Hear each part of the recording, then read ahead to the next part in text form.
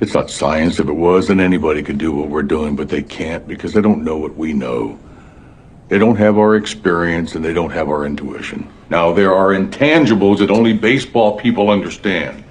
You're discounting what scouts have done for 150 years, even yourself?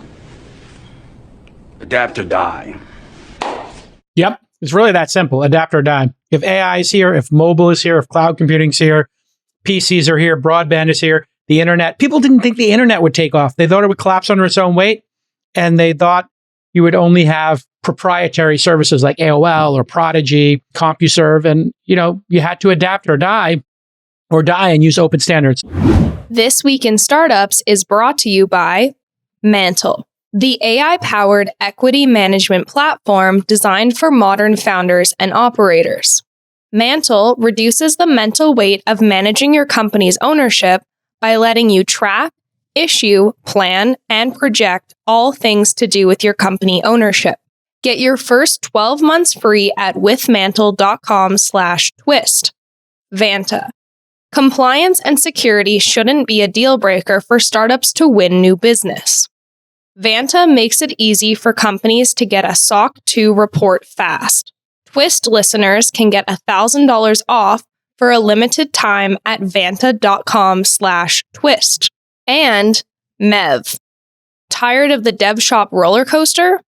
Mev is your reliable technical partner offering a well-established software development process designed to consistently deliver unparalleled value to their clients. Get $30,000 off your first 3 months at mev.com/twist. All right, everybody, welcome back to This Week in Startups. We have this new series we've been doing. It's called Business Breakdowns. What do we do on this show? We talk about a great business story, typically one that they've made a movie about. This is our third one today. We did, back in 2023, BlackBerry. That was episode 1773 of This Week in Startups. And we recently discussed 2016's The Founder, about Ray Kroc, on episode 1872. You can find all of these business breakdowns at thisweekinstartups.com/bb. thisweekinstartups.com/bb. Or if you type in This Week in Startups Business Breakdowns into Google or YouTube, you'll find it. Today, I have my bestie Lon Harris back to talk about an incredible film. I think this is kind of like a perfect film for me, Moneyball. Welcome really back to the program, Lon Harris. Thank you. We haven't talked about, are we only going to do movies that are based on true stories? Because there are great business movies. We talked about, like Wall Street in the past. That one's not based on a true story. That's just Oliver Stone made it up. But, it still think lessons to impart. It's just interesting. There are enough business movies based on true stories that we could just stick to those. Or we could talk about the business lessons from Breaking Bad and The Sopranos. That could be highly entertaining. Right, tons, yeah. Yeah, there's tons of business lessons in there. Scarface, perfect. Never get high on your own supply. Godfather trilogy. Godfather business lessons. You need to buy Wabisticks. You need to buy Wabistic when he throws the coffee in his face. Oh my God. Sopranos got a lot of business lessons in them. All right. Oh, yeah. So, you did the whole series. Thanks. Sure. That was producer Nick, for those of you wondering. All right, let's get started. There's so much to love about this. If you are listening to this, you are consenting to spoilers, because we're going to break down the entire film Moneyball, which of course is based on the hit book by Michael Lewis from 2003, Moneyball, The Art of Winning an Unfair Game. This film was directed by Bennett Miller. Little known fact, I hosted a screening for Bennett Miller's first film, which was a documentary called The Cruise. When I was in New York doing my previous media company, or 2 companies ago, the Silicon Alley Reporter, I used to do screenings. So I did one for Bennett Miller's The Cruise. That's the one. It's about a guy who leads very unconventional, quirky tours of New York, right? I've seen this movie. Yeah. And then I also did one for a film called Pi. The Darren Aronofsky movie. The Darren Aronofsky. So when I was in late 90s, early 2000s, I became friends with Darren Aronofsky. He won't remember me. And Bennett Miller, who also won't remember me. But big shocker there. And that was like a really cool independent film time period when people were making digital films. He later went on to do Capote. He did that one Foxcatcher that's really good with Steve Carell. Yeah, he does true stories really well. And, I guess now that puts it together for me, because Philip Seymour Hoffman, of course, is in Capote. And Philip Seymour Hoffman is also in Moneyball as Art Howe. Yeah, this was his follow-up, and Hoffman had gotten all that praise in Capote, so he showed back up, did another role in his next one. Also, I think Brad Pitt as Billy Bean and Jonah Hill as Peter Brand, which is based on a guy named Paul de Podesta. I'm always interested in that, like why that guy's name, I guess he didn't consent to be depicted in the movie or something. So they had to change his name. Yeah, there is a whole bunch of legal issues when you're doing true stories. And I was thinking about this, like you could do a true story without permission. Like we could do a story if we wanted to on Steve Jobs. We could make our own fictional tale, or we could do our own authorized, unauthorized. There's like people do this. They did the O.J. Simpson. There's somebody who did a series on the O.J. Simpson trial. And then they did the Monica Lewinsky trial. I forgot the name of that series. Ryan Murphy. It's the American Crime Story, the Ryan Murphy series. Yeah. Which both were very good, I thought. They had great actors in them. That O.J. Simpson one was dynamite. I loved it. Yeah. But you don't need permission, right? You can just go do those things. Right. They're based on books, but just like they didn't have to go get the permission of the public figure that the story's about. They had to get the permission of the book they were adapting. But if you don't adapt a book and you just do something based upon, if you did your own independent research, yeah. Sure, the idea would be you can't make up slanderous things about someone and present it as fact. But as long as it's clear that it's a movie and that you've made it up, then sure, like Charlie Kaufman wrote Being John Malkovich before he got in touch with John Malkovich and said, do you want to be in my movie? He just wrote it and started showing it to people. And then lucky enough, John Malkovich agreed to be in the movie. But he wasn't breaking any laws by writing it. Actually, producer Nick looked this up. This is the de Podesta quote. I just could never get comfortable with the idea of somebody else portraying me to the rest of the world. Yeah. It's very unnerving, and was something that wasn't going to go away. That was always in my mind. Like any movie, to make it interesting, there has to be some conflict there. In some respects, a lot of the conflict is going to revolve around my character. And that was never really the case in reality. So, yeah, I wonder if it was also casting Jonah Hill. I wonder if they were like, hey, we got Timothée Chalamet to play you, whether he would have felt better about it. Exactly. Look, business leaders face a maze of tasks today. We all know that creating and managing your company's ownership shouldn't add to your stress. Well, meet Mantle. This is the AI-powered equity management platform for modern founders and operators. It's going to simplify your strategy and save you a ton of time. Mantle's been built from the ground up by founders for founders, and they've spent 12 years building and scaling successful companies themselves, and they've seen every mistake in the book, and they've solved for it. You can model your price round, you can update your equity documents, you're going to understand your dilution, and it's designed for ease of use across all stakeholders. Powered by Mantle AI Assistant, man, it's fast. For example, you just drop in your term sheet and you watch the platform generate a pro forma cap table for you in seconds. This used to take, oh my God, you would ask your attorney, it'd take a week, and then it was wrong, and now it just gets done instantly. And this will allow you to focus on the things you need to focus on and not worry about your cap table. So here's a call to action. Visit withmantle.com/twist to get your first 12 months free. And you're going to lock in an exclusive rate of $100 a month after your first 12 months. That's withmantle.com/twist for your first 12 months free. See why hundreds of founders are switching to Mantle right now. Okay, I just want to talk about the actors before we get into the film. Brad Pitt, Jonah Hill, Philip Seymour Hoffman. I was thinking about this, and you and I are fans of film, so I just want to, before we get into the business stuff, I want to just talk about how great those three actors are. To have them as your principals is extraordinary. But then I wanted to talk about, in the corpus, Philip Seymour Hoffman has so many amazing films. I don't think that this one is in his top 3 or 4, right? You wouldn't put this as better than The Master. He's good, but this is not a particularly showy role. This almost feels like a favor to Bennett Miller. Like, yeah, come on, you'll have a world-class actor in this supporting role. He's got a couple great scenes, but no, I don't. I mean, this is Philip Seymour Hoffman. So amazing in so many movies. The Master, I think. But also a great part of, like, he had a long career as just a character actor who would show up and nail a few scenes and then disappear. Like, Twister. A lot of people forget that one of the like randy, rowdy guys on Bill Paxton's crew in Twister is a pre-fame Philip Seymour Hoffman, because he would do those are kind of the kind of roles he would take. So he was used to being kind of an ensemble player where he would show up for a few scenes. Yeah. But no, I wouldn't say this is up to like, Magnolia, talented Mr. Ripley, pretty great. Oh, yeah, Magnolia, he's amazing. Pretty great. Mr. Ripley, Doubt, of Punch course. Drunk Love. Yeah, I mean, there's so many where he is the Master, all the PTA movies. I think Master. He's also, has a small part in Almost Famous. Remember that? That was pretty fun. And Lebowski. Yeah. I mean, he's so great in Big Lebowski. Yeah, what a loss. I mean, heartbreak. Heartbreaking. I mean, he died so young. And he was one of those guys that he would have kept doing it. It would have been a long career. We would have watched, he would have aged into all these other great roles. Like what we're watching. Can you imagine him? Like what we're watching Paul Giamatti start to do, like there's all kinds of different shades that you can play as you get older. And it's a shame we'll never get to see that. Brad Pitt, another good example of a guy who he's taking on different kinds of roles as he gets older. You see different sides of it. Okay, so and this is what I wanted to get into. Rest in peace, Philip Seymour Hoffman, of course. But looking at Jonah Hill and looking at Brad Pitt, I want to start with Brad Pitt here. I was just thinking about my favorite Brad Pitt roles. Obviously, he's playing Billy Bean here. This is one of my favorite Brad Pitts ever. Tyler Durden. Okay. Sure.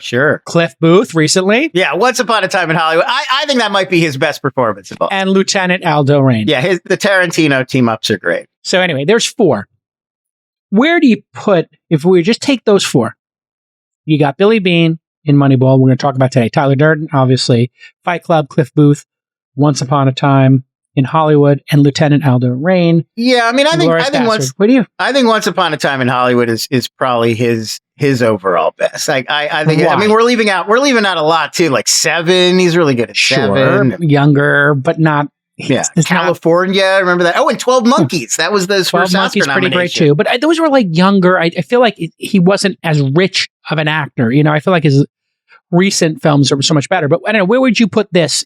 I just named my 3 favorites outside of this one. I think this one is really good. It's good because it's small. It's subtle. It's little moments. It's a lot of him quietly taking in information and reacting, and you're watching it all in the eyes. He's processing it. Even in like that very memorable final scene when he's listening to his daughter on the CD, and he's as he's driving in town, like there are lots of good sort of quiet moments, which is the real test, I think, more than the big 12 Monkeys, such a big showy role. Everybody seems great in that kind of part when they nail it. But Cliff Booth is your favorite. I like that. Cliff Booth, I think, because there's so much shading to that character. And I think people, like a lot of people, come away from that movie and they think, I don't know if I like Cliff Booth. And they think that's a problem with the movie. Like you're supposed to like him, and I'm not sure how I feel about him. But I don't think so. I think the whole movie is kind of about, this is a shady, there's something I don't necessarily like or trust about this guy. I don't know about this guy. And I think that's an undercurrent that runs under the whole movie, that like deep down, Rick Dalton's a good guy who's just kind of a narcissist and an egomaniac and got caught up in the industry or whatever. Cliff Booth, though, not necessarily a good person. And I think I really like Pitt really runs with that under the surface. I think it's like a barely visible thing a lot of the time. And then it suddenly comes out. We're like, oh, I don't necessarily like this guy. And he's tripping on the LSD joint he smokes, and then he kills all the hippies. And he's fantasizing about beating up Bruce Lee, and where he's kind of laughing as he remembers shooting his wife with a harpoon, whether it was purposeful or not. Yeah, it's dark. It's dark. And I mean, I think Tarantino, I think it's 100% on purpose, and he's playing with that. Like, there is kind of a darkness to Brad Pitt in a lot of these roles. Tyler Durden, obviously, California, obviously. And I think he's teasing that out a little bit in a nice, subtle way. That's what I really like about that. Okay, so for Jonah Hill, as we wrap this up in terms of performances. Well, this was also Jonah Hill. This was like one of the first times where he was like, because Jonah Hill used to be the ask me about my wiener, like comedy Judd Apatow guy. Yeah, not super bad. Yeah. And this was one of the first times where people were like, oh, this guy's good. So Wolf of Wall Street, Superbad, and Moneyball. Well, what do you like best there? I mean, I think this one and Wolf of Wall Street are probably the Jonah Hill top 2. He's been in some clunkers lately, so you got to go back a little bit. He's amazing in Django too, as a very small role. Yeah, very small part in Django, but he's very good. That's true. Wait, I don't remember him in it. He's one of the KKK members. KKK guys, yeah. I didn't remember that. Yeah, he's like complaining also, about how his like hood doesn't fit correctly. His wife, he's like, I didn't realize you guys' wives put these together for you. It's very funny. One other one that I should mention, I think This Is the End is really underrated. That one This Is the End is great. With Apatow and all those guys like partying as the apocalypse happens. And he's really funny in that. That's one of his funnier performances. And I also like the 21-22 Jump Street movies with him and Channing Tatum. They're a good comic duo. So lots to recommend from Jonah. Just not recently so much. So let's get into the film here. Why don't you set this up for us, Lon, and then we'll start playing some scenes and the business lessons that we found in this. Yeah, Moneyball came at, let's see, 6 Academy Awards. I don't know if you wanted to mention that up front, but we'll jump. Yeah, it was nominated for Best Picture, Best Actor Brad Pitt, Supporting Actor Jonah Hill, Adapted Screenplay, Sound Mixing, Film Editing. It won nothing. It won nothing at all that year. But hey, 6 nominations, that's not bad. And it was a part of that whole award season. They were in the mix that whole time. Okay, so let's dive into it. The film opens with the 2001 American League Division Series, in which the Oakland A's lose in a devastating, painful way to the New York Yankees. And what especially sticks in their craw about it is that the Yankees have so much more money to spend on players. The 2001 Yankees had a payroll of $114 million. The A's were spending just around $40 million. That means not only do the Yankees get to spend so much more, get all this better talent, but they basically get to cherry pick players they like from smaller market teams and just buy them out. So even if the A's do all the work to foster a guy like a player like Jason Giambi or Johnny Damon and take them from being sort of unknown underdog guys into all-stars, the Yankees can then just come and grab them, or teams like the Yankees, the Red Sox are also sort of in that mix, who have these huge war chests and can just go throw money around and buy up whoever they want. And this is where baseball is very different than, say, the NBA. NBA has got a salary cap that's very fixed, it penalizes you. That equivalent, producer Nick, doesn't exist in baseball in the same way, yeah? No, baseball is the only remaining major for U.S. sports that does not have a salary cap. Similar to the soccer leagues in Europe that don't have salary caps, which is how you see like Ronaldo getting, $100 million a year from the Saudis, or Messi getting $70 million a year from. I do also think they can get away with that in part because it's such a longer season. There's so many more games. It interjects a lot more sort of like randomness and variability. So like, if the Lakers were so much more dominant, there's just fewer games. They would just crush everybody the whole season. Am I crazy with that, Nick? Is that part of the deal? So I actually don't think so. I think what really it is that the MLB's player union has had like a hard, it's a hard line for them, the salary cap, where they're like, we never want this because it's BS and players should be paid what their market value is. And there should never be a cap on what people can earn. And the players union like won't even go. But do you think do you feel like it hurts the sport of baseball significantly that I don't. It's unfair in this way? That's what I'm saying. I actually think every sport, I don't think salary cap should exist in any sport. I think they're stupid. Oh, and I think putting a cap on how much someone can earn is ridiculous. Like having a max salary in the NBA is insane. If someone wants to pay Giannis $100 million a year, he should be able to make that. It feels un-American to me.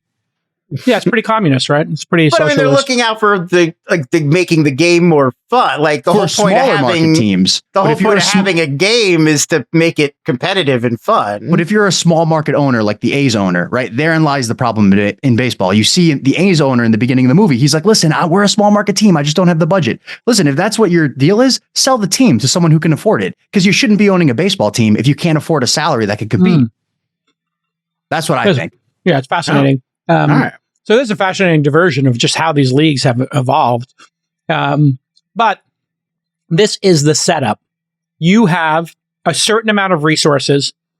Other teams have 3 times that amount of resources, 4 times the amount of resources. And so how do you do more with less? And when I, see this setup, I immediately thought, Lon, about startups versus incumbents, right? You have an incumbent like Google. They can put 1,000 engineers on their AI project. They can put 10,000 engineers, they can put unlimited number of people on a project. And then you have some startup, ChatGPT from OpenAI or whatever. And the startup somehow figures a way to do more with less and beat them. And sometimes having a limited budget makes you look for creative ways to win. And that is the central tenet is there a better way to win? Correct? Yeah, and I mean, I think that it opens with that Mickey Mantle quote. The movie opens with the Mickey Mantle quote. It's like, you wouldn't believe how much you don't know about the game you've played your whole life. And I think that's what it forces Billy Beane to reconsider baseball from the ground up in a way that people don't want to do. Once you've learned about something and spent years working on something, you're mentally resistant to rethinking it entirely. You're like, no, I get this. I've done this. I know how it works. And whether you consciously realize it or not, I think you build up a lot of resistance to new outside the box kind of thinking. And that's the real challenge is he's forced by these circumstances to throw out everything he thought he understood about how to put together a good baseball team and break it down in this completely different way. And I mean, then we get to all these scenes where, he's got this room full of old guys who've been doing this for 40 years and think they know everything about baseball. They've seen thousands of games, thousands of players.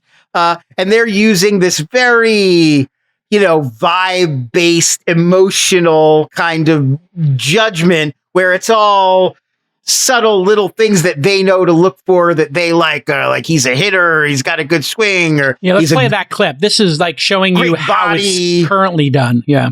What do you got? I like Geronimo. Yes. Guy's an athlete, big, fast, talented. Top of my list. Clean cut, good face. Yeah, good job. 5 tools time. Good looking ball player. Can he hit? Yeah, he's got a beautiful swing, right, Barry? The ball explodes off his bat. He throws the club head at the ball, and when he connects, he drives it. It pops off the bat. You can hear it all over the ballpark. A lot of pop coming off the bat. Got an ugly girlfriend. What's that mean? Ugly girlfriend means no confidence. Okay. Oh, no, you guys are full of it. Artie is right. This guy's got an attitude. An attitude is good. I mean, clean cut. An 80-year-old man saying a guy looks clean cut. It's so cut and dry. Like, yes, that is how these decisions have long been made.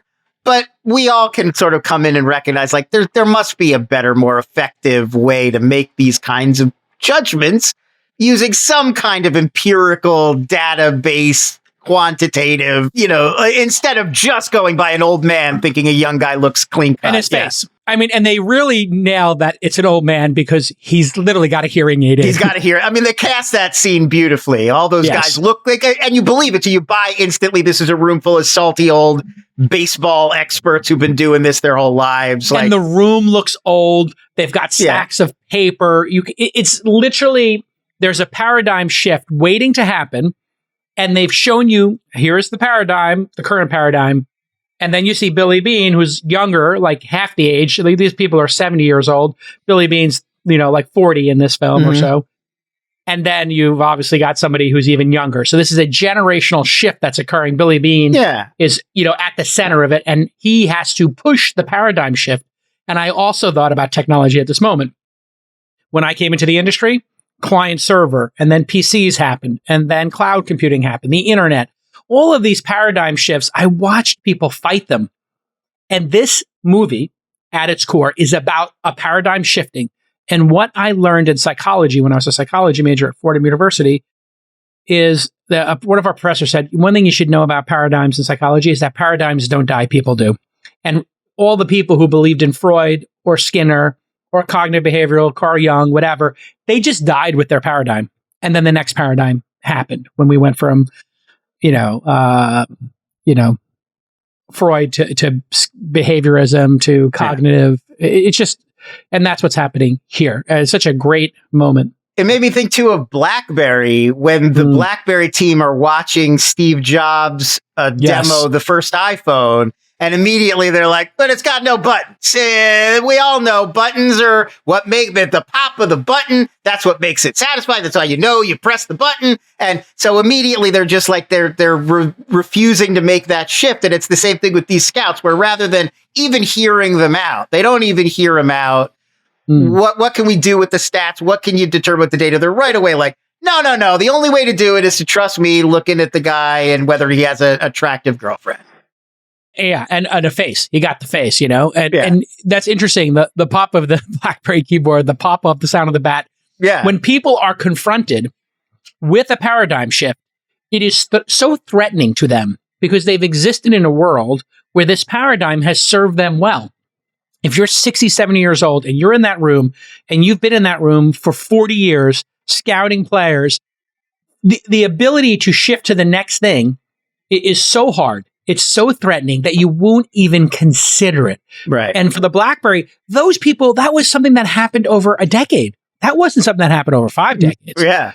That was a 10-year story. Mhm. Oh, hey, we had the BlackBerry. We were king of the hill for 10 years, and then the iPhone became king of the hill for 10 years.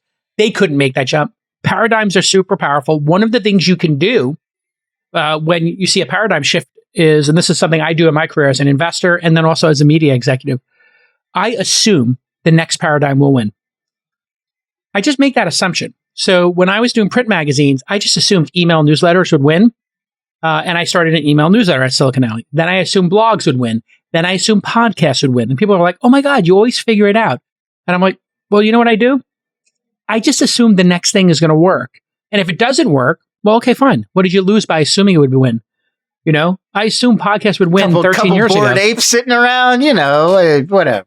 Yeah, and you know what? You could make the mistake. You could say crypto is going to work and you make the mistake. Who cares? Just move on to the next thing. So it's just pessimism. You know, you get to be right if you're a pessimist, but if you're an optimist, you can get rich, right? So just be a little optimistic and you might just hit the ball out of the park. Let's keep going. Listen, a strong sales team can make all the difference for a B2B startup. But if you're going to hire sharks, you need to let them hunt, and you can't slow them down with compliance hurdles like SOC 2. What is SOC 2? Well, any company that stores customer data in the cloud needs to be SOC 2 compliant. If you don't have your SOC 2 tight, your sales team can't close major deals. It's that simple. But thankfully, Vanta makes it really easy to get and renew your SOC 2 compliance. On average, Vanta customers are compliant in just 2 to 4 weeks. Without Vanta, it takes 3 to 5 months. Vanta can save you hundreds of hours of work and up to 85% on compliance costs. And Vanta does more than just SOC 2. They also automate up to 90% compliance for GDPR, HIPAA, and more. So here's your call to action. Stop slowing your sales team down and use Vanta. Get $1,000 off at vanta.com/twist. That's vanta.com/twist for $1,000 off your SOC 2.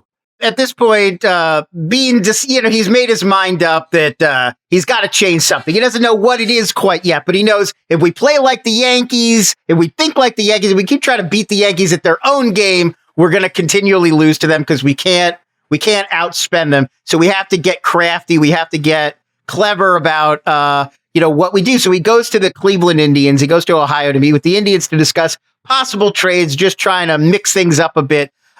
And while he's there, he's about to close a deal, but then he notices that the Indians GM, is listening to this guy who he doesn't recognize, this low-level guy named Peter Brand, played by Jonah Hill.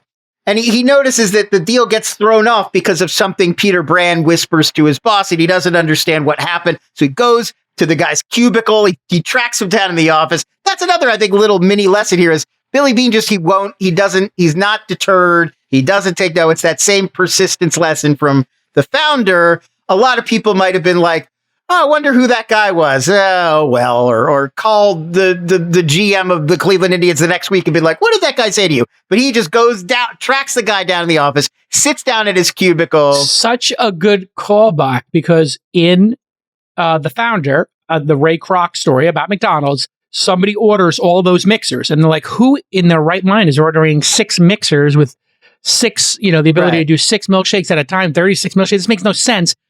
And he has to go investigate it when he finds out that it's not a mistake, that order, that it's real. And it's that persistence and that, what would you call it when you're curious, that curiousness, right? Right. I think almost every story like this has that moment of the person it's one thing to make the observation, like, I don't know, this is interesting. I don't understand quite why that's happening. This is curious to me. But it's a very different thing to then pursue the answer relentlessly until you find it. So you have to follow your intuition. Yeah, and I think that's the thing that Billy Beane and Ray Kroc definitely have in common is he goes immediately to Jonah Hill's cubicle, he sits down, he gets in the guy's face. The guy obviously is uncomfortable, doesn't want to talk to him. My boss is right over there. Who are you? I shouldn't be giving away these secrets to a guy I don't know. But he basically pressures him into explaining himself. Like, what did you tell your boss? What am I missing? What do you know that I don't know about baseball? And he ends up getting getting it out of Peter Brand, just peer pressuring him. He ends up getting him to sort of tell him about statistics and sabermetrics and this new way of thinking about organizing your sort of baseball team. And I think this is a great moment to play the clip. And after this clip, I'm going to tell you what I took from it as a business lesson. There is an epidemic failure within the game to understand what is really happening. And this leads people who run Major League Baseball teams to misjudge their players and mismanage their teams. People who run ball clubs, they think in terms of buying players. Your goal shouldn't be to buy players. Your goal should be to buy wins. And in order to buy wins, you need to buy runs. And there it is. That is an example of what we call in our industry first principle thinking. What exactly are we trying to accomplish here? And he walks people through it in this amazingly powerful scene. And you find yourself nodding.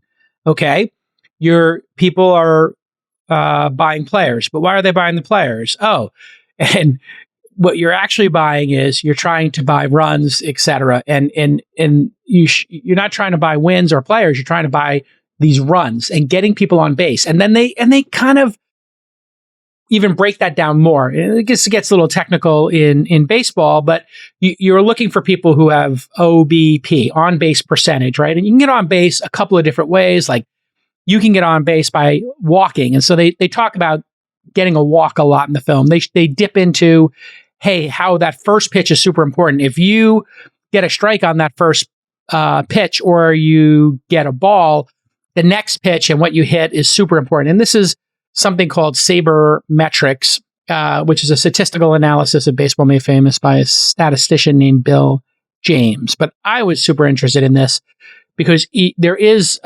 first principle thinking. And if you think about startups, Lon, and I talk to startups about this a lot, you're building a team, right? Okay. What does the team do? Well, they build a product. And what does that product do?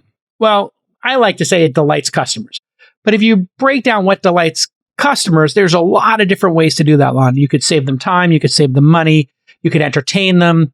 You can, give them some kind of social acceptance, like make them become part of a tribe. You can allow them to find a mate. There are biological things like shelter, food, water, sex. You get the idea.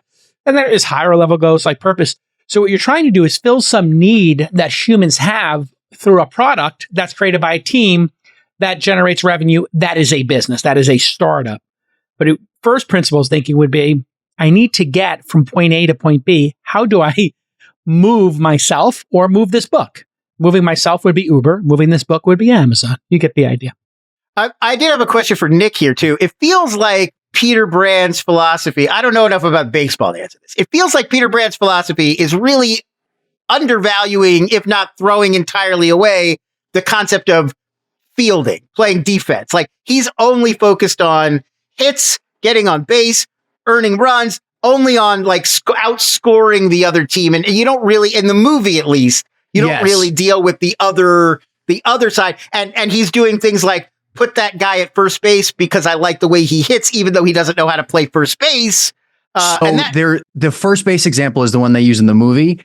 The reason that they use first base is because I believe first base is actually the least valuable defensive position in baseball. Right. You need to do the least at first base. I think they say that at one point. Might, yeah. So actually, there's 3 positions in baseball that are incredibly valuable on a defensive basis. Center field, obviously, you're covering the most range in the outfield. Shortstop, you're like getting all the balls towards your way, and you have to make the most decisions. Yeah, exactly. Derek Jeter, et cetera, et cetera.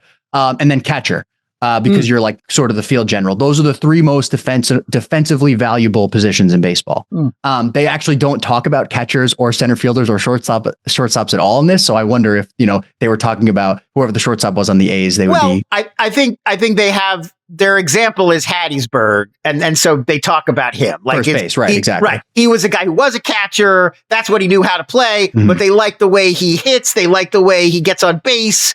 And so they put him in a different spot. I just didn't know if it was, it doesn't matter as much playing defense, or if it was like, it just in this particular scenario, it didn't matter as much. Yeah, so they don't bring it up in the movie at all, but the holy grail of sabermetrics, at least in the modern day, is something called WAR. WAR, which stands for wins above replacement in baseball. And every major sport has one of these now. So the NBA, Jason, you might know, has VORP, value over replacement player. Basically, how much better are you than the average player at your position? Baseball's edition is WAR. The NFL has their own version. Hockey has their own version as well. So that's really what they're looking for. So depending on what position you play, as long as your WAR is high, then you're valuable on a sabermetrics basis.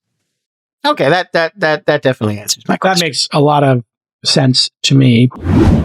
A lot of founders are great at going from 0 to 1. This takes vision, it takes creativity, and most of all, it takes a bit of hustle. But those same people can often struggle going from 1 to 100. To scale efficiently, you're going to need process, you're going to need structure, and that starts with your product. So if you need a more structured engineering approach, you need to check out MEV, M-E-V. MEV helps businesses build and maintain their product faster and more effectively.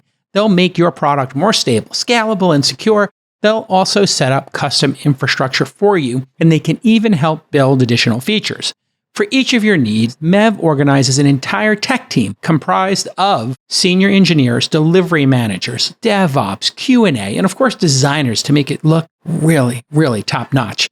MEV has been in business for 17 years, and they've helped the following companies build spectacular products: Cartier, Intuit, and the Ozempic maker Novo Nordisk. Shout out to Ozempic. So let MEV help you increase product velocity and make product engineering more sustainable. Here's your call to action. MEV is going to give you $30,000 off your first 3 months. That's right. Get $10,000 off per month right now at mev.com/twist. That's mev.com/twist for $30,000 off your first 3 months.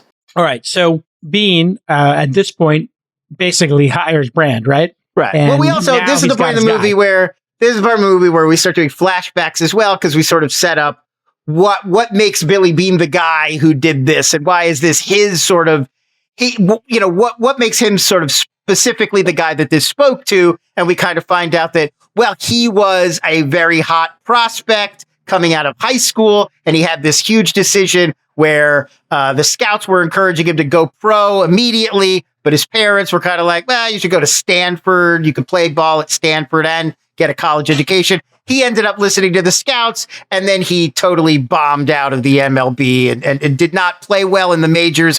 Ended up, finding a new career as a scout and then a GM. So it all worked out, but he still got a lot of resentment about scouting and the way that the system works back then, because he ended up being such a letdown. And we get stuff about him feeling like he's personally cursed, and he doesn't watch the games in the stadium, and he can't even bear to listen sometimes on the radio. But I think, that's the idea, that he in particular was a little bit skeptical coming in about scouting and recruiting and the way teams were assembled. And so when Peter Brand sort of presented this idea to him, that's why that was the lightning bolt moment of like, this is what we've been getting wrong all along.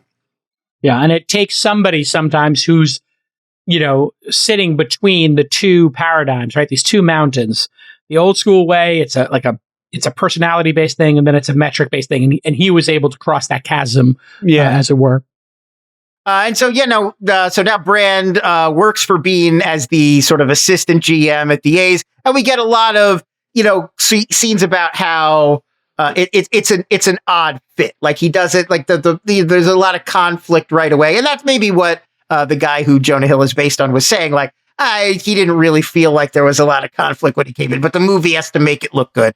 So we get he's kind of like, people are having a lot of trouble adjusting to this statistical model that he's built, where he's describing undervalued players and how they're going to go at purposefully seek out these sort of like players who other people don't understand why they're more valuable than they may initially seem. He calls the team the island of misfit toys. Let's play this clip. This is a great scene.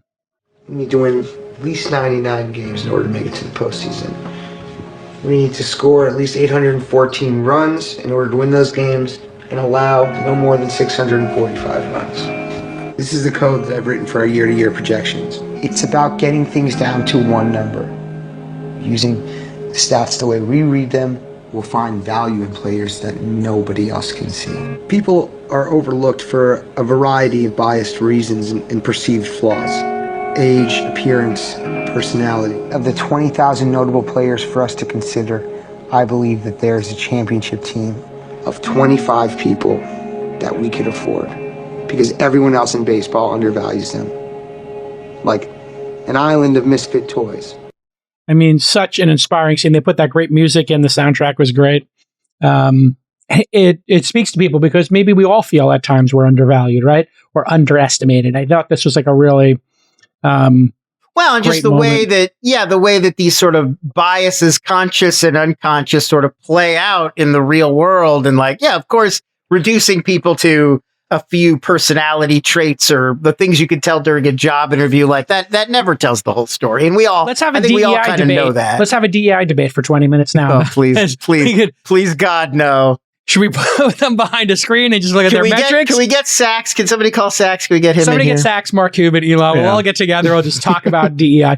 No, but I mean, it does relate to, we want to not be judged on our quirkiness. Or do we look like a baseball player, right?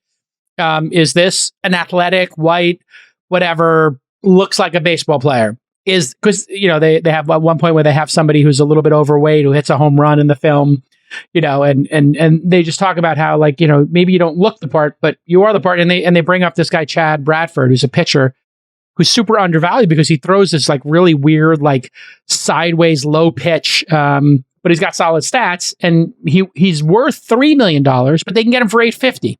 And this has really spoke to me about resources. Again, back to startups. We're here on This Week in Startups. And one of the things I'm watching startups do is, as we globalize, they're looking at people in Sao Paulo who are developers and comparing to developers in Toronto and comparing those developers to ones in Miami, Austin, and the Bay Area. And people are starting to say, hey, I'm managing a remote workforce. Is this person in India? Is this person in Manila, as good as this other person? Or are they undervalued? And that globalization that's occurring in the workforce right now is really inspiring to watch. People get opportunities to work at big companies from all around the world. And then some people are overpaid because maybe they have some Ivy League degree or pedigree, and maybe that's unfair, depending on which side of the equation you are. Somebody gets an opportunity, somebody loses an opportunity. Yeah, I mean, I think that, it turns out a lot of these sort of old rigid ways of thinking about who can do what and who's appropriate for what job really didn't make a ton of sense. It were just things that people thought that got passed down generationally that weren't necessarily true. So I think, that's one huge advantage that they have is like, well, when you break it down as pure numbers, you're seeing things in a way you couldn't when you're looking at players on a field and you're trying to make subjective judgment calls about them. And this is when Philip Seymour Hoffman comes into the picture, which is awesome. Yeah. So Art Howe is one of these, the A's coach, manager, I guess you'd say, in baseball. And he's one of these old school guys that has his old way of thinking of things. And he's paid for his expertise. So he doesn't think he should have to listen to this new way of doing things. He's like, you make the team, you give me the team. I'm going to play them the way I know how to play players on the field. But that's I think this is one of the big sort of lessons of the whole movie is you can't piecemeal it. You can't have some members of the team doing it one way and other people doing it another way. Everybody needs to be on the same page and running the same playbook with a consistent vision, or it doesn't work. And that's what we see sort of happening at the opening. Is just he's getting. Even as Billy Beane is putting this team together and starting to execute on this new strategy, his team is rejecting it, and he's having a lot of trouble sort of managing them and getting everybody on the same page. So there's a scene where he's in a meeting with his scouts, and he's trying to explain to them what Peter Brand's been explaining to him, and we got to figure out getting guys on base, and everybody's just sort of shouting him down and making all of these objections. Yeah, and that's a great scene in and of itself. Is people wondering why do we have to have these players? And you're so right. Let's play this clip and then I'll give some feedback. Billy, we got 38 home runs and 120 RBIs. Guys, we're still trying to replace Giambi. I told you we can't do it, and we can't do it. Now, what we might be able to do is recreate him. Recreate him in the aggregate. The what? Giambi's on-base percentage was .477. Damon's on base, 324. And Almeida's was 291. Add that up and you get 1092. Divided by 3. 364. That's what we're looking for. Number 1, Jason's little brother, Jeremy. Billy, if I may, he certainly has had his problems off the field, and we know what he can't do on the field. You get a little thicker on the waist, you know, and his reports about him on the weed and the strip clubs. Well, his on-base percentage is all we're looking at now. And Jeremy gets on base an awful lot for a guy who only costs $285,000. There you go. And like weed and strip clubs, I don't care. Yeah, right. Gets on base. It's math. That's the way they're thinking about it. Is like, he got a little paunchy and he likes strip clubs. No, go with somebody else. And it's like, that's a classic example of those. Are those really impacting his play, or are you just sort of prejudiced against people who act that way? Can I play devil's advocate here for a second? Yeah, let's go. Okay, so I actually thought the movie did a really good job at showing that there has to be a balance of both of these things, because you see later in the movie, Jeremy Giambi is being obnoxious in the clubhouse when they're losing. He's playing music, he's dancing. Billy Beane comes in, smashes the stereo, and then he trades him a couple of days later. He's like, get this guy out of here. So while I do think, of course, you need to look at analytics and you need to understand really what you're trying to do and how you're trying to win, there also is a balance where you need the right people in the clubhouse, especially in a sport like baseball, which comes down to just a couple of games at the end. And like when he goes to David Justice and he's like, listen, I know you're old, but I need you to mentor these guys. I need you to be a role model. And then he starts taking Hatterberg under his wing, et cetera, et cetera. So this is back to the qualitative nature of individuals versus the quantitative. And your point, Lon, you got to have people rowing in the same direction. So if somebody statistically can do the job, but they cause other people to not do the job well, or they statistically are trailing off, but they make other people good, that's another startup lesson, isn't it? Yeah. Yeah. Well, because like there's a lot of scenes that are sort of coming up in this part of the movie where Art Howe is not playing the players in the right positions or in the order that they need them to play. He's kind of making his own calls at the last second and putting the team back in the old order. And that's, causes this big losing streak. And they have all of these problems coming out of the gate because they're organized based on Billy and Peter's concept, but then they're being run by Art's idea. And that's really where it's like, you can't have that. Everybody needs to be, whether, they agree, if people don't agree and they can't execute the playbook, they got to go. Everybody's got to be moving in the same direction. And in business, this happens. In startups, it happens all the time. And the way you handle it best is to say, listen, there are 2 or 3 different ways to actually run this company. We could be an enterprise company. We could be a consumer company. We could be a marketplace. All different ways in which you could execute on this same business idea to solve the same business problem. Here's the one we've chosen. Here's why we've chosen it. And now we're going to execute on that. You may disagree. If you disagree so strongly that you're not willing to do it, then you can't be at the company. But if you disagree and you think your idea is right, well, let's just all put our effort into choice A of how to run this business. We're going to make it an enterprise business. Oh, you want to make it a consumer thing? We're going to do enterprise. Either you have to leave the company, or if you're going to stay at the company, just put your best effort into doing that. And you can monitor the decision and always change it. So this is a really great, I think, moment in time. Yeah. So in the movie, Bean, they go to Scott Hatterberg's house. They tell him this weird plan that he's a catcher, but they want to teach him how to play first base. And, he's got this injury that's preventing him from being able to do the catcher role that he used to do. So as far as the rest of the league is concerned, he's done. Nobody else is interested. This is really the only offer on the table for him. So even though he's hesitant and he's confused, he accepts anyway. And that was an early Chris Pratt role. He was mostly known for, I think, Parks and Rec still this was pre-Marvel Chris Pratt. Yeah. So we get a little bit of the subplot with Bean and his daughter, a little bit more speaking to his lack of confidence and how he feels like maybe he's cursed. And then he's confronted once again by his head scout. This is a guy we've seen him clash with before in the room. And he's really, as strongly as it's yet been stated, the baseball isn't about numbers. Baseball is a game that's about all of these intangibles and variables and all these things that only I understand as an old school expert. Let's play and so it's just an utter rejection of Billy's concept. Yeah. You don't put a team together with a computer, Billy. No? No. Baseball isn't just numbers. It's not science. If it was, then anybody could do what we're doing, but they can't because they don't know what we know. They don't have our experience and they don't have our intuition. Now, there are intangibles that only baseball people understand. You're discounting what scouts have done for 150 years, even yourself? Adapt or die. Yep. It's really that simple. Adapt or die. If AI is here, if mobile is here, if cloud computing is here, PCs are here, broadband is here, the internet. People didn't think the internet would take off. They thought it would collapse under its own weight. And they thought you would only have proprietary services like AOL or Prodigy, CompuServe. And, you had to adapt and die and use open standards. So such a great scene and it's such an obvious business lesson. When the paradigm shift happens, you gotta adapt or die. And in this case, I think that scout gets fired, on the spot. Billy's like, I'm not gonna fire you, and then the guy tries to smack him, and then he fires him. So then we jump to spring training, and there's a montage of, your classic baseball movie. They can't get it together. They're the Bad News Bears. They're the Indians at the beginning of Major League. I mean, take your pick. And then the season itself starts slow. And again, we talked about this a little bit, where it's the clash between Bean and Art Howe, where they're sort of debating how to run the team. And there's this little sort of power struggle going on there.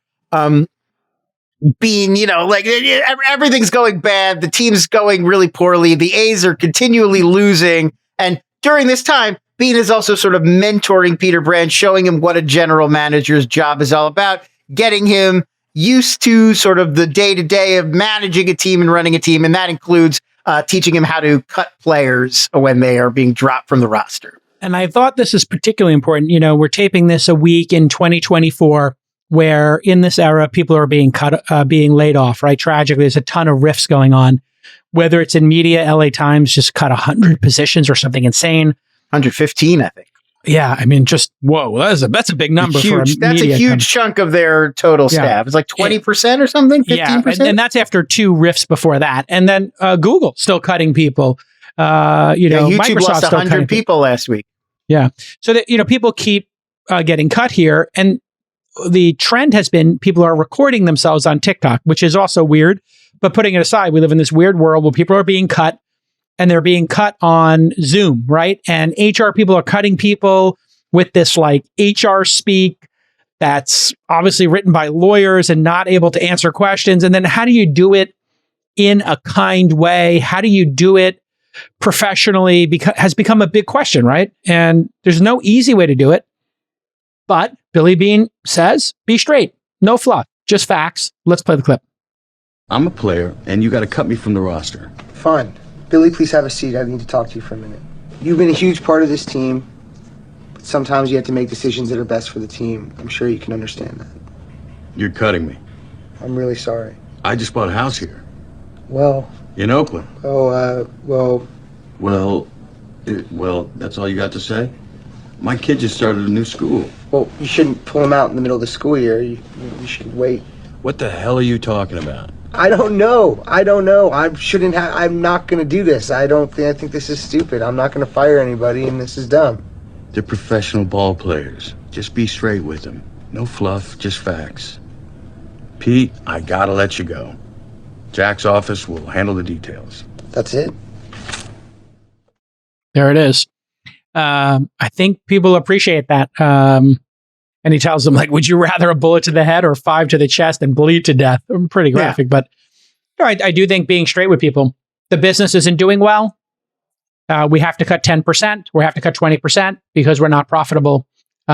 Here's every time Susan one from of HR. those, every time one of those clips goes viral of person being fired in a horrible way or firing goes terribly wrong, it's always because they're trying to do too much. It's never just because it's the simple, clean, straightforward. I mean, I've only been, I think, fired from one job, and it was very matter of fact. It was we're going a different way. Here's your last paycheck. Have good luck with whatever comes next or whatever. Yeah, and you felt respected in that moment, or at least not pandered to, or it's nice to not have somebody giving you a whole, you're so important to the team, because that's not genuine. If you were that important to the team, they wouldn't be firing you. So yes, it just rip off the Band-Aid. I agree with Billy Beane. Yeah, and this is important to juxtapose with these. And then some people are giving people a whole you didn't work hard enough, or it's on you, it's your fault in some way. It's just whoa. Yeah, definitely don't do. Yeah, definitely don't do that. Just be a matter of fact about it. And dramatic foreshadowing, Jonah Hill's got to go cut somebody later, and he does it exactly as prescribed, and it works perfectly, or it goes as well as it could go. The lesson is learned. Yeah. So another part of the training is Bean has him start traveling with the team. And this is when the issue of soda in the clubhouse comes to a head. The A's, I was reading about this lovely stadium you see behind me, the Coliseum in Oakland. Yeah. One article called it baseball's last dive bar. There you go.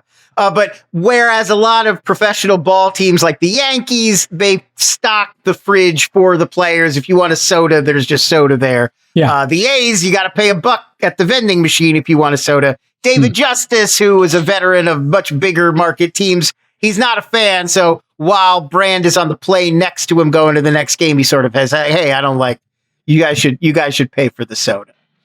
Brand says, is like, Billy likes to keep the money on the field. And, Justice is pretty skeptical that his Dr. Peppers are going to make a huge impact in the season or whatever. But that's important foreshadowing. I think this comes up later, the sodas. Can I butt in here, please? Yeah, please. This just fuels my hatred in my heart so much that there are owners that legitimately cannot afford, because every major sport, I know baseball does, have something called revenue share, where about half the revenue at the end of the year is all put into a pool, and then it's divvied up equally among the 30 owners in the MLB. The NBA has the same thing, right? Jason, you remember Donald Sterling on the Clippers.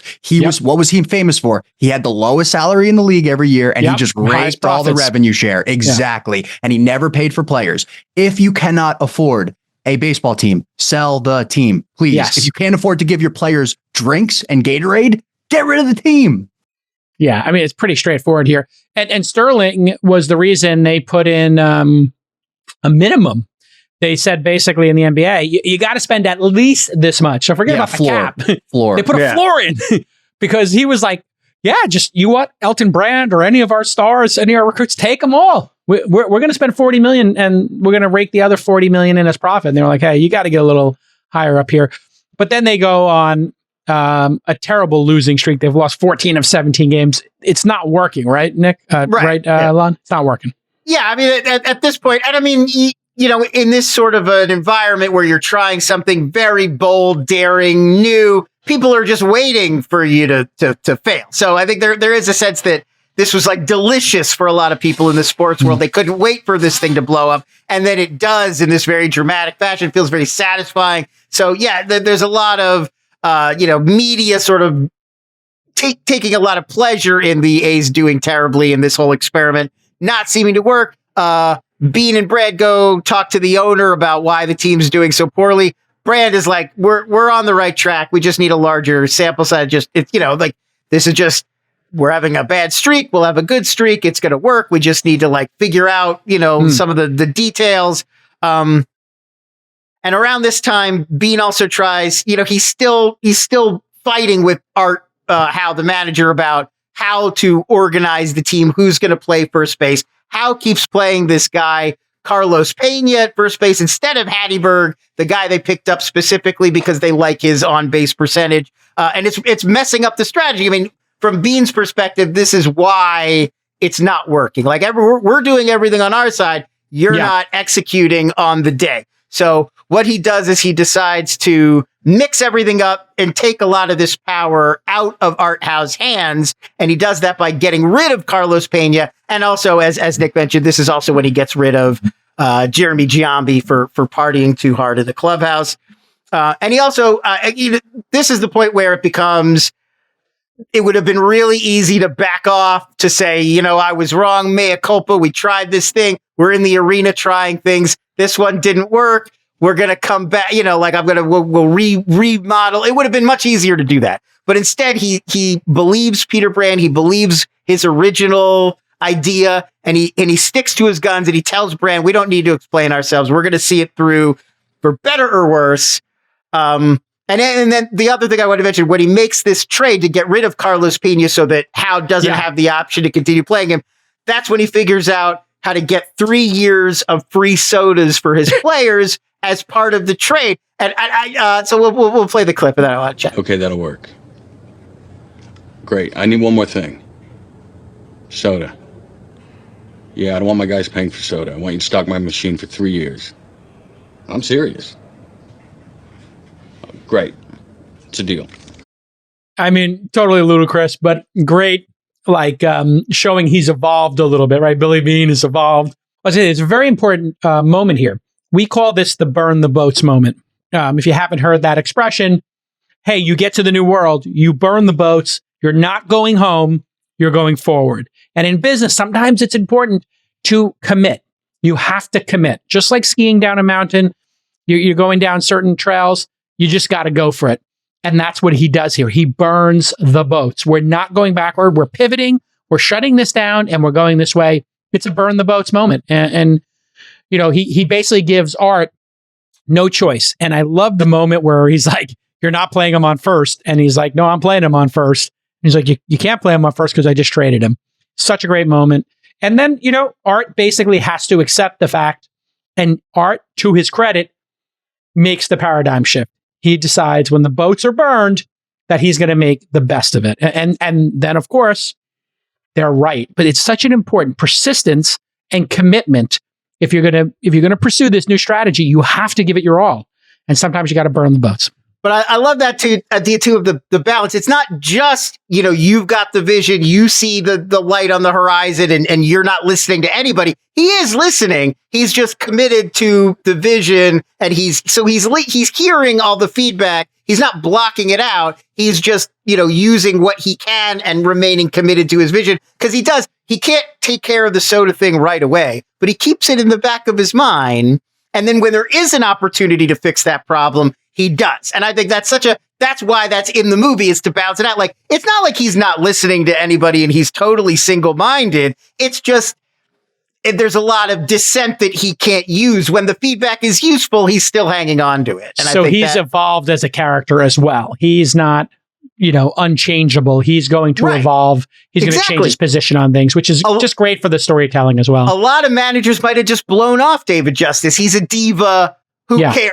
He's a millionaire. He could pay for his frickin' sodas. Yeah, I'm paying him $7 million, whatever. Right, but Billy Bean's like, it is important to keep the players happy. You don't want something as simple as a Coke to throw off this guy's, you know, state of mind or willingness to play or whatever. And this is critically important too. When you are a leader, you know, what matters to the troops, and if it doesn't matter to you, sometimes you got to meet them where they are, right? And so you want to win the war.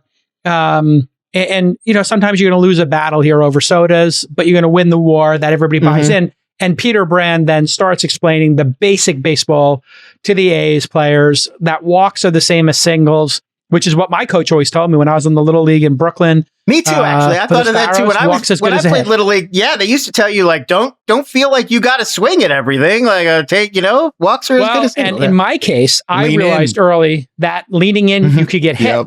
And so I wasn't playing at this level. I started leaning in so much. I'm talking, this is like second, third grade, that I caused a little bit of a scene because I leaned in and purposely got hit with it, and they threw me out of the game in Brooklyn, in Bay Ridge, Brooklyn. I'm kid you not. And they reprimanded the coach, hey, of the Sparrows, listen, what are you doing? Somebody's going to get hurt here. You're telling your players to lean. I said, he didn't tell me to do that. I was just leaning in. I was talking about the guy's like, listen, kid, he knew I was lying through my teeth. I just wanted to get on base. I wanted to help the team lead into it. But longer at bats are great because they increase the pitcher's pitch count. This is such a critical thing. So if you can keep hitting those, foul balls, man, that wears a pitcher out over time. And then all of these things are just like that. Thinking about the game on like that deeper level of rather than just like the way everybody sort of approached it for a long time, like a little bit more of a regimented, strategic kind of approach to everything you do on the field, every at bat, every play. And that's really what Brand, I think, is sort of introducing. Like heat zones and all those sort of things. And here's the thing, details matter. And if you want to make a service better, sometimes it's easier to make 5 things 10, 20% better than to try to make something 50%, one thing 50% or 100% better. One example, when Google made their search engine a little bit faster, every time they made it a little bit faster, the number of searches people did increased. If you look at Uber, when they brought wait and Lyft, when they brought wait times down, people started using the services more. They became reliable. And that's why liquidity in those networks was so important to them. So there's little things that you can do, and they add up to a better experience or more winning. And that's where details matter, and trying to optimize a bunch of small things is what happens to this team. And it's just so applies to product design, is making a lot of little things better. This was a product design moment. So all of these sort of elements come together, figuring things out with how running the team better, having these kind of conversations with the players, bringing everybody onto the same page finally. And they start to win. They start to sort of turn things around with the season. The trade deadline approaches, and Billy decides he wants Ricardo Rincon, a relief pitcher, to come join the team. And so he executes that trade. And then once the deadline is passed, the A's go on this crazy all-time historic winning streak. Ultimately, they win 20 games, but we kind of play it out for maximum drama. So we sort of follow Billy during all of Game 20. As I mentioned, he thinks he's a jinx ever since his failed career as a player. He's convinced that the team will never win if he's there. So he always finds other things to do elsewhere and not be in the stadium during the team. But he's listening to Game 20 on the radio. The A's are up 11 to nothing. And so he figures, there's no chance we're going to lose this one. So he turns around and he goes back to the stadium. He does start watching the game live and in person, and the lead starts to slip. They start to lose, and he feels like, he's dooming it. So he goes back into the clubhouse and listens on the radio. And this is really, because of the way that the A's season played out this year, this becomes the emotional climax of the movie. Is their big victory is this. They clinch this 20-game hitting streak or winning streak. Yeah. And it's on Scott Hatteberg. He hits the walk-off home run that wins the game. This kind of unlikely guy that the league didn't believe in. And so that's kind of like, that's our big hero moment of they did it. They did this. They set this unprecedented record. They matched, they exceeded any American League win streak in history. And then they go on to lose to the Minnesota Twins in the first round of the playoffs. So it's a bit of like a Rocky kind of ending where they win the moral victory, but they don't actually end up winning the championship. Yes, they go the distance, basically. Right. Nick, producer Nick, I'm curious, having not watched this or remembering it, is that actually how it went down? That's exactly what happened in real life. I'm not sure about Billy Bean actually going to the game or not, but yes. I remember, even as a non-sports fan, I remember the A's going on that crazy winning streak and everybody obsessing about it. I don't remember the 11-run comeback and this. I didn't watch the game, but I do remember I do remember the Oakland A's going on this historic, unprecedented Lon, I have a movie nerd question for you. Yeah. So the trade deadline scene where he has like 3 phones and he's like, "Oh, pick up for John." He's like, "Which John?" He's like, "Obviously the John that we're not calling that other John back yet, right?" They're just going back and forth like crazy. Mm-hmm. Aaron Sorkin co-wrote this movie, right? Do you think that scene was just in there for him to flex? Was that just like a Sorkin flex scene? Because there's like no payoff for it. Like it never comes. The Ricardo Rincon never comes back. It just felt like such a Sorkin like muscle flex, I feel like definitely there's a lot of speeches in this that have a very Sorkin flavor. It's a little social networky. Yeah, those are the moments where you could really feel his influence. We should mention the other guy who wrote it is Steve Zalian, who wrote Schindler's List. He's a legend in his own right. So this was real. 2 heavyweights on this screenplay. Like it was really, you could tell two legends. Zalian also wrote Fabelmans for Spielberg last year. He's great. Well, Sorkin, he's known for really like his dialogue is a lot of action, right? It's like very active and walk and talk is the thing people always associate with Sorkin. Like West Wing, people walking down corridors and it's a lot of complicated but also with that banter, it's that mixture of everybody's talking fast. It's very detail oriented, but it's also like everybody's got kind of a quirky, funny way of speaking and they're very, very personality driven and, Sports Night, West Wing. That's that classic Sorkin banter. But he also wrote, like Few Good Men. So a lot of big dramatic. You can't handle the truth. It's big. It's bold. It's action. Yeah. And a lot of he loves a monologue. So there's a lot of big monologues in this movie that are like that. That feels vintage. He did the Newsroom, right? Which was like monologue central. Oh yeah. The man loves a monologue more than maybe any other Hollywood writer today. He also had Molly's Game a few years ago. Yeah. I mean, Jessica Chastain. The 25. He did that really terrible Lucy and Ricky one last year. I didn't like the Newsroom was. I loved the Newsroom. I thought that was a great series. I don't know what happened to that. It was only. Was that 2 seasons? Maybe 2 seasons. I think they did 2 seasons in the Newsroom. Yeah, it looks like 25 episodes. Jeff Daniels, amazing. Yeah, Jeff Daniels really good. A little preachy, a little super preachy, a little hard on its sleeve for my taste. But Sam Waterston, yeah, he was great. Olivia Munn was actually good in that too. That was like one of her few. I think the Social Network script is like a master. I think that's his greatest. That might be his greatest all time achievement. It's why.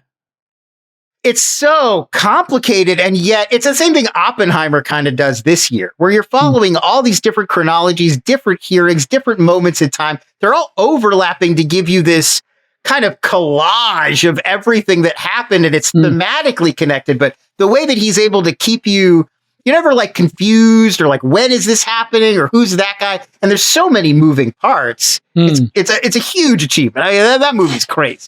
I think it's amazing. Yeah. And Jesse Eisenberg is like tailor-made for Aaron Sorkin. Just the way he speaks, and his like frenetic of pace. I mean, like we're not supposed to praise Armie Hammer anymore, but he's also fit. I mean, they're just, it's so good. It's a great movie. I think we can separate the artist from the cannibalism. I mean, he's selling. Remembering that correctly, that he wanted to eat people. Well, he was accused of actual abusive behavior. But then also there were those text messages where he was telling women he wanted to eat them. Yes. Yeah, that's crazy. Weird guy. Selling timeshares in the Cayman Islands now. Okay. The next Aaron Sorkin film coming soon. Moved on to he's on his next act. Okay, so let's wrap this up. So Billy Beane, courted by the Boston Red Sox after this, landmark, amazing season. They have the second highest payroll in baseball in 2002. And they'd also had recently hired Bill James, the creator of sabermetrics, the statistical system Peter Brand was sort of basing his work on. So the Red Sox owner is basically like, you were the first one out of the gate. That guy always gets beat up. Nobody who's the first one out, the innovator always suffers the pushback and everything. But it's obvious to those of us in the know that you were right and that this is where everything is going to be soon. And we all need to start doing what you did to put this season together. And so I want you to come work for me. And he slips him a piece of paper that we later find out says $12.5 million, which would be the highest general manager salary in the history of baseball.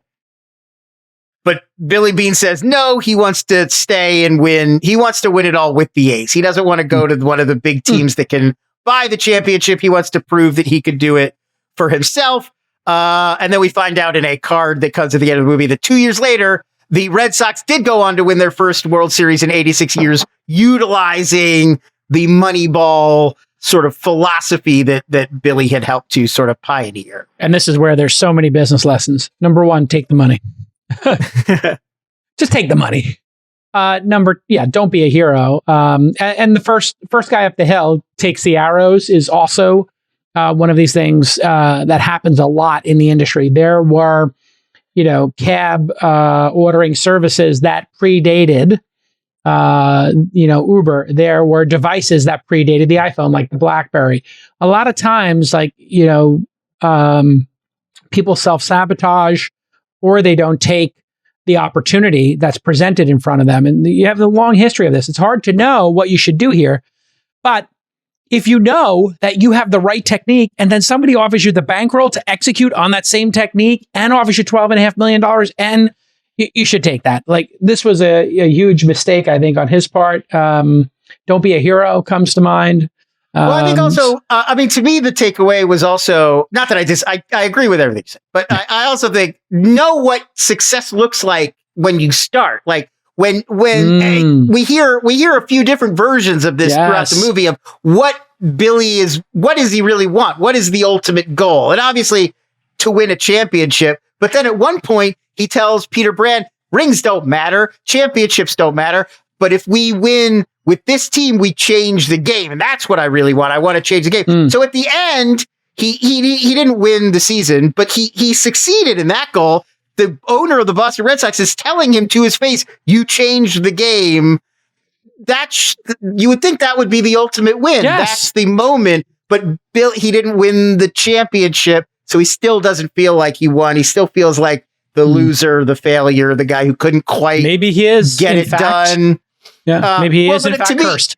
But to me, I think if he had set that as his goal, like I don't want there to be teams like we were where they have no chance and they just have to try to play this failing, losing game with players who aren't good enough.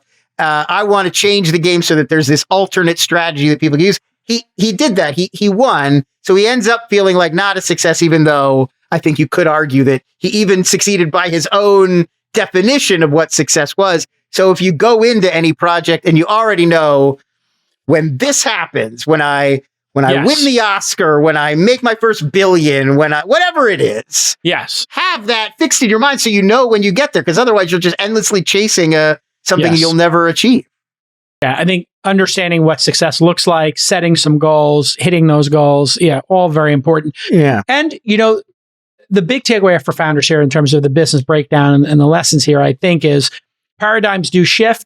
You have to commit to those, and you have to convince the team to come on that journey with you. You need everybody rowing in the right direction, and it's going to be hard to change the paradigm. There's going to be pain. There's going to be suffering. There's going to be doubt. People are going to try to stop you. People inside the team, the press outside the team, the doubters, the haters, your competitors. And, it takes a lot of fortitude, it takes a lot of resilience, I think, as you pointed out many times during this discussion. But there is always a better way to do something. There is going to be a paradigm shift. It's going to face everything. Right now, we're facing it as an industry. The whole, AI is going to change the entire playing field of employment, creativity, et cetera. To what extent? In what jobs? Who knows? We'll see. But such a great, inspiring movie. Watch it with your team. And this is our third business breakdown. You got The Founder, you got the BlackBerry film, and now you got Moneyball. 3 great films. Watch these with your friends. Watch them with your team. And really, you can learn a lot from the lessons out there. That's what I always try to tell people. Startups and the history of startups, like it may not repeat, but it rhymes, right? As we know about history. So thisweekinstartups.com/BB. Can I do one takeaway before we go? Yes, I think please, missed? Producer Nick. So my number one takeaway from this movie for baseball and for company building, sample size matters. Yes. The reason that analytics was adopted in baseball faster and more seriously than any other sport, they play 162 games. That's twice as much as the NBA, twice as much as the NHL, 10 times as much as the NFL. What does that mean? It means a guy can get hot for a couple weeks, or they can go super cold for a couple weeks, but eventually everything regresses to the mean. And if you were building a startup, I would say be in it for the long haul. If you have a great team, if you have a great product, if you have a great vision, the longer you stay at it, the more likely you are going to regress to the mean. And if your mean is great, then that means you will end up doing great things.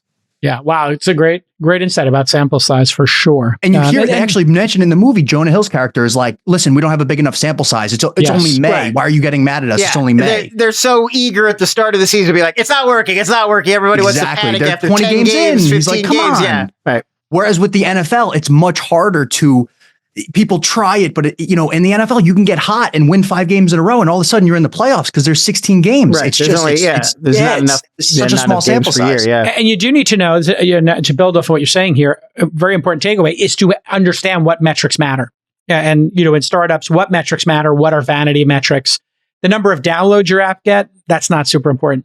The number of times people open your app and use it and come back to it, or the average minutes in it, that's actually what matters. And so, there's vanity metrics and there's real metrics. Your valuation isn't as important as your earnings. Your total cumulative downloads or your ranking in App Store, not as important as your average listeners who come back over and over again. Yeah. So understanding your North Star metrics and understanding which metrics to pay attention to, super important here. Everybody follow Lon's, LONS on Twitter. Everybody read inside.com/streaming. His amazing newsletter, and everybody, thisweekinstartups.com/BB. Thank you, producer Nick. Thank you to the other producers. We'll see you all next time on This Week in Startups.